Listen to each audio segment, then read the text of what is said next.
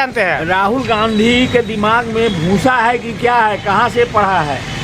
आज तपस्या को कहता है कि गर्मी, तपस्या से शरीर में गर्मी पैदा होता है। तपस्या क्या होता है? उसके कुल खानदान में कोई आज तक जाना है तपस्या क्या होता है? तपस्या जो है वो कितने बड़े तप करना पड़ता है, हिमालय की पहाड़ में, हिमालय में, ठंड में, गर्मी में, इसको तपस्या कहते हैं। तपस्या ऐसे नहीं होता है, वो तपस्या से मन चिंत शांत होता है।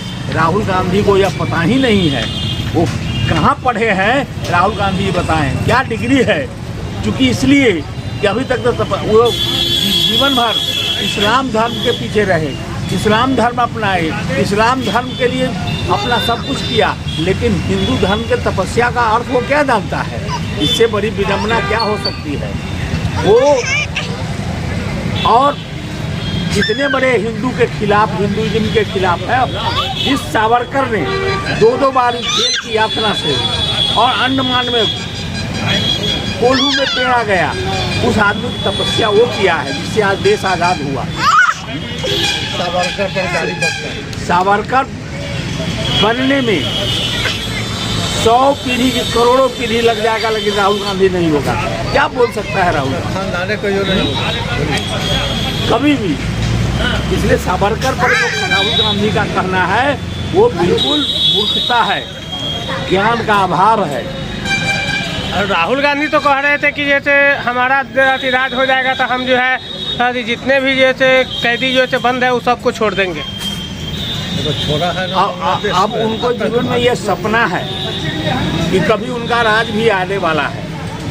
भारत की जनता समझ गई है कि आज तक तुष्टीकरण करके इस देश को कहां से कहां पहुंचा दिए। आज मोदी जी आए हैं कि देश विकास की धारा बह रही है, चारों तरफ विकास, हर क्षेत्र में।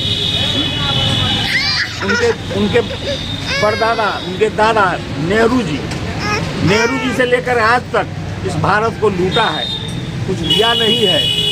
क्योंकि जो भी प्रोग्रेस हुआ वह एक स्वतंत्रता का बाद एक फेज था जो हुआ है, लेकिन जिस तरह से इन लोगों ने देश को डाइवर्ट किया है, ये सनातनी धर्म को नष्ट किया है। सनातन के लोग विरुद्ध रहे हैं हमेशा से ना। चलिए, बहुत अच्छा बात है। और हम एक सर जानना चाहेंगे कि वन नेशनल वन इलेक्शन ये जो मोदी जी लागू करने जा रहे हैं, और इसका यह देश के लिए सबसे फायदेमंद चीज़ है। जिसको समझ में नहीं आता है उसको इस चीज़ को पढ़ लेना चाहिए। 1967 तक देश में वन नेशन वन इलेक्शन होता था। 67 के बाद इंदिरा जी ने नई बात हो रही है। 1956 सरकार का कितने खर्चा होगा? 56 का दुरुपयोग करके सारे राज्य सरकारों को राष्ट्रपति शासन लागू किया, और राष्ट्रपति शासन लागू करने के बाद एक क्रम टूट गया। सबसे पहले तो नेहरू जी ने ही 1957 में जब केरल में नंबूदरी पान की कम्युनिस्ट की सरकार बनी, तो उस सरकार को गिरा करके कांग्रेस ने अपना सरकार बनाया। तब से ही वो संविधान के खिलाफ काम करते आए हैं। ये सारा पब्लिक के पास जानकारी नहीं है, इसलिए लोग कांग्रेस के साथ थे।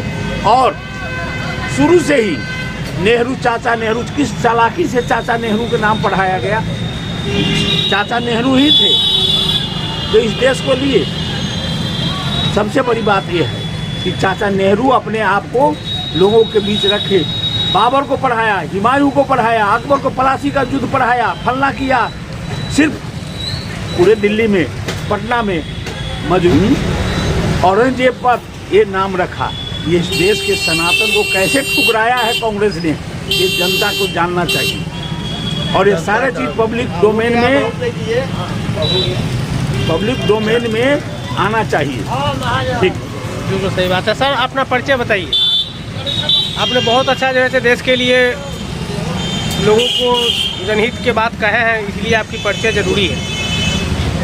वन नेशन वन इलेक्शन पर जो है होने से देश का खर्चा बचेगा, जी सारा विकास की योजनाएं जो है सुचारू रूप से चलेगी। बार बार इलेक्शन होने से सरकार के हाथ बंध जाते हैं, जिसके कारण से विकास का काम बाधित होता है और सरकार को आर्थिक लॉस होता है, जिसका बोझ जनता पर पड़ता है। यह बहुत जरूरी है वन नेशन वन इलेक्शन। विकास में बाधक है। सर मेरा अपना नाम हुआ गुरुदेव प्रसाद सिंह, जी रहने वाले शांति नगर में।